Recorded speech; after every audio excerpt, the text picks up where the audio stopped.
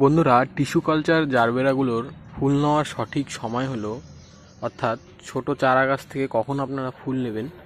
দেখুন, এই গাছগুলোতে এখন 7 থেকে 8টি পাতা আছে। এই গাছগুলোতে আমি এখন আর ফুল নেব না।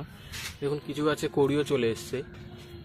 এই কড়িগুলোকে আমি এই গোড়ার থেকে এখন কেটে দেব, কারণ দেখুন এইখানেও কড়ি আসছে। এগুলোতে আমি কড়ি কেটেছি। জারবেরা গাছে এই দেখুন একটি ম্যাচুরিড প্লান্ট, 1 মাস হয়েছে এই ফুলটা ফুটে হয়েছে গাছে, আবার ফুল চলে এসছে। এর পাতার সংখ্যা দেখুন, আর পাতার গাছের গ্রোথ দেখুন। এরকম গ্রোথ আসলে পরেই আপনারা ফুলগুলো নেবেন। আর এরকম গ্রোথে যদি ফুল নেন তাহলে কি হবে, গাছের বৃদ্ধি হবে না ঠিক মতন। ফুল দেবে সঠিক, কিন্তু ছোট ফুল হবে।